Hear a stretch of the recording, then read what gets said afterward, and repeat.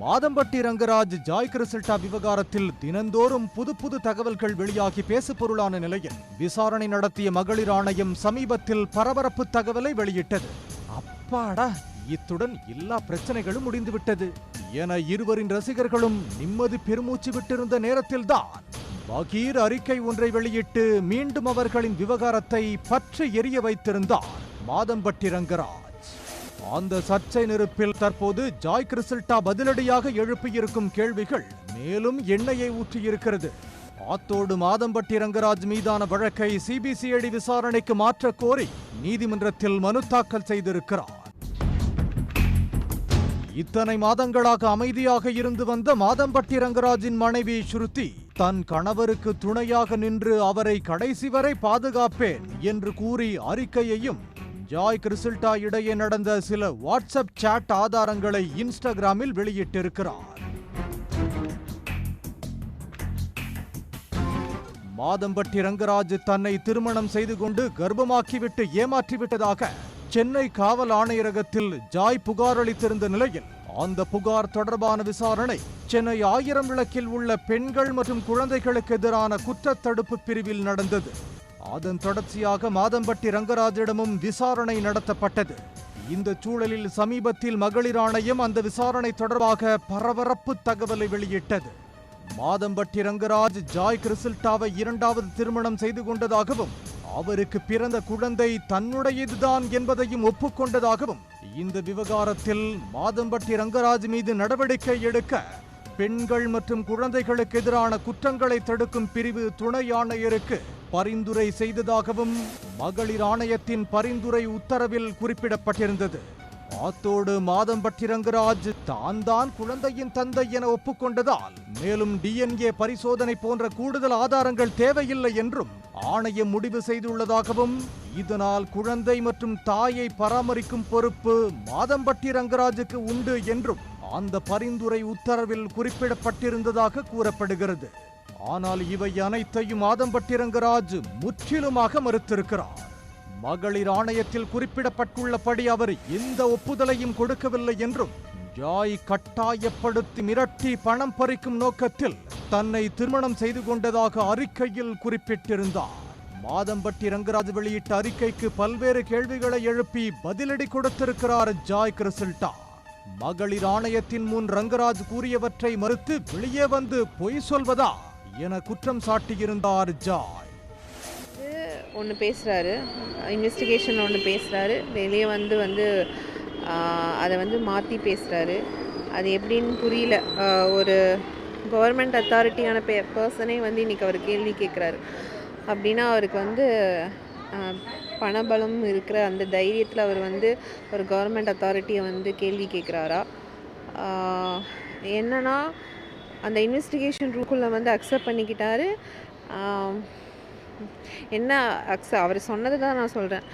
வெளியே என்னோடய first wife இருக்காங்க, அவங்கள வச்சுட்டே தான் சொல்கிறேன்.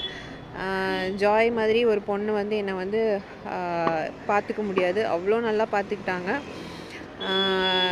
அவ்வளோ நல்லா இது பண்ணாங்கன்னு எல்லாமே என்னை புகழ்ந்து பயங்கரமாக பேசினார்.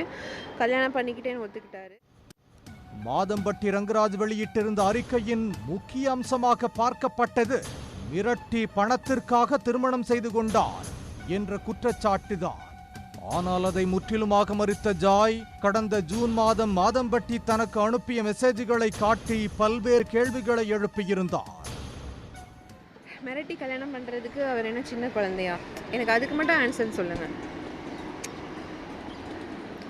ஒரு குழந்தைய மிரட்டி நம்ம சாக்லேட் கொடுப்பேன், அப்போ தான் இதை கொடுப்பேன், அப்போ தான் நீ இதை பண்ணணும்னு சொல்லலாம். 2 பேரும் என்னது 35+. அவரை நான் கூட்டிகிட்டு போய் மிரட்டி எப்படி நான் ஒரு 15 போஸ்ட் போட்டிருப்பேன் அவரை பற்றி. ஏதாவது ஒரு ஃபோட்டோ அவர் உருனோ இல்லை கோவமாவோ ஏதாவது ஒரு ஃபோட்டோ நீங்கள் எடுத்து என்கிட்ட காமிங்க, இதில் அவர் இதாக இருக்காரு, நீ அவ்வளோ ஹாப்பியாக தான் அந்த வீடியோஸ் நான் போட்டிருப்பேன். ஒரு பர்த்டேயோட சர்ப்ரைஸ் வீடியோ, அதில் எவ்வளோ ஹாப்பியாக இருக்கிறாரு. எப்படி மிரட்டி தான், சரி மிரட்டி தான் பண்ணுறாங்கன்னா இந்த மெசேஜில் என்ன இருக்குது? என்கிட்ட ஏகப்பட்ட மெசேஜ் இருக்குது. லவ் யூ பொண்டாட்டி, லவ் யூ பொண்டாட்டி, நீ இல்லாமல் நான் இல்லை, உன் மடியில் தான் நான் சாவேன், அந்த மாதிரி என்கிட்ட நிறைய மெசேஜஸ் இருக்குது. பட் இன்றைக்கி வெளியே ஜாய் மிரட்டி தான் இது பண்ணுறா, காசுக்காக தான் இது பண்ணுறான்றா. எனக்கு புரியல. காசுக்காக இருந்தால் இன்ஃபேக்ட் நான் வந்து அவரோட பேங்க் ஸ்டேட்மெண்ட் காமிக்க சொல்லுங்கள். எனக்காக அவர் என்ன ஸ்பெண்ட் பண்ணாருங்கிறது பேங்க் ஸ்டேட்மெண்ட் காமிக்க சொல்லுங்கள். எனக்கு அவர் வீடு வாங்கி கொடுத்துருக்காரா, இல்லை வந்து பங்களா வாங்கி கொடுத்துருக்காரா. சொகுசு காருக்கு இஎம்ஐ கட்ட பணம் கேட்டதாக மாதம்பட்டி ரங்கராஜ் அறிக்கையில் குறிப்பிட்டிருந்ததற்கு ஜாய் அவரது தரப்பில் என்ன நடந்தது என்பதையும் விளக்கியிருந்தார். என்னோட 2 காரும் லக்ஸுரி கார்ஸை அவர் தான் அதை வந்து கொடுக்க சொன்னார். சேல் பண்ணிவிட்டு நம்ம இன்னொரு கார் எடுக்கலாம். ஏன் நான் டெப்டே இல்லாமல் இருந்தேன், நான் எடுக்க மாட்டேன்னு சொன்னேன். அவர் ப்ராமிஸ் பண்ணார், நான் உன் புருஷன், நான் கட்டாமல் நான் எங்கே போவேன்னு சொல்லி என்னை ஒரு கமிட்மெண்ட்டுக்குள்ளே இன்றைக்கி தள்ளி விட்டார். நீ கொடுத்த கமிட்மெண்ட்டை நீ தானே காப்பாற்றணும், நான் காப்பாற்றணும். கோர்ட்டில் அவர் ஆர்டர் வாங்க சொல்லுங்கள், டிஎன்ஏ டெஸ்ட்டுக்கு ஆர்டர் வாங்க சொல்லுங்கள்.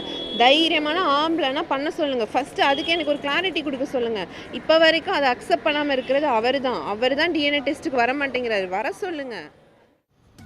இந்த சூழலில் ஜாய் கிறிசல்டா சென்னை உயர்நீதிமன்றத்தில் புதிய வழக்கு ஒன்றை தொடர்ந்துள்ளார்.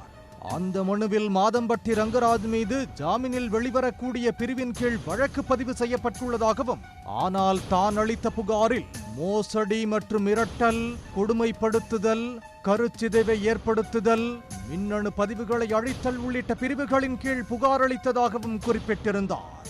தான் அளித்த புகாரின் அடிப்படையில் வழக்கு பதிவு செய்யாமல் காவல்துறை விசாரணை நடத்தியுள்ளதாக குறிப்பிட்ட ஜாய், காவல்துறையின் விசாரணை திருப்திகரமாக இல்லை என்றும், கடந்த 1.5 மாதமாக எந்த ஒரு நடவடிக்கையும் எடுக்கப்படவில்லை என்றும், இது காவல்துறையின் செயலற்ற தன்மையை காண்பிப்பதாக மனுவில் கூறியுள்ளார். எனவே மாதம்பட்டி ரங்கராஜ் மீதான வழக்கை சிபிசிஐடி விசாரணைக்கு மாற்ற வேண்டும் என்று மனுவில் கேட்டுக்கொண்டுள்ளார். இந்த வழக்கு நீதிபதி ஜெகதீஷ் சந்திரா முன்பு இன்று விசாரணைக்கு வந்தது. அப்போது காவல்துறை தரப்பில் பதிலளிக்க கால அவகாசம் கேட்கப்பட்டது.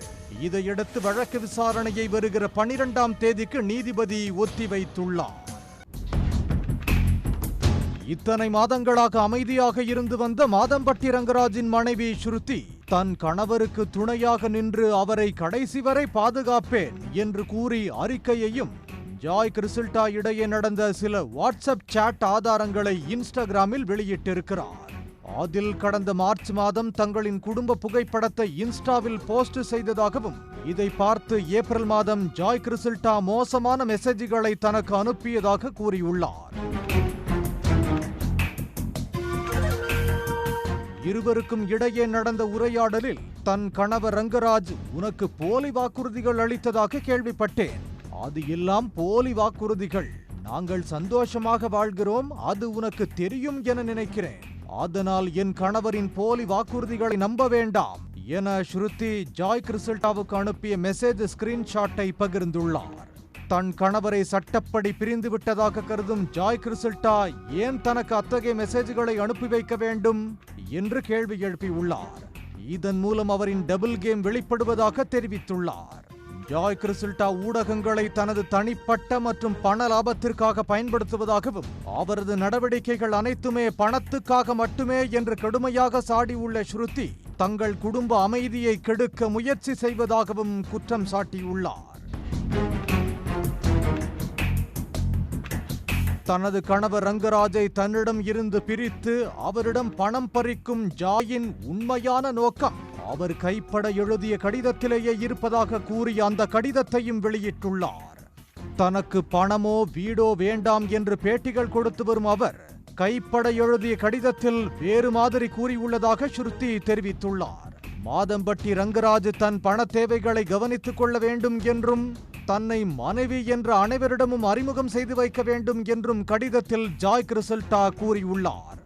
ரங்கராஜ் தனக்கு ஒரு வீடு வாங்கி கொடுக்க வேண்டும், மாதம் 8 லட்சம் ரூபாய் செலவுக்கு கொடுக்க வேண்டும், உடனடியாக 10 லட்சம் கொடுக்க வேண்டும் என கைப்பட எழுதிய கடிதத்தில் கேட்டதாக ஸ்ருதி கூறியுள்ளார்.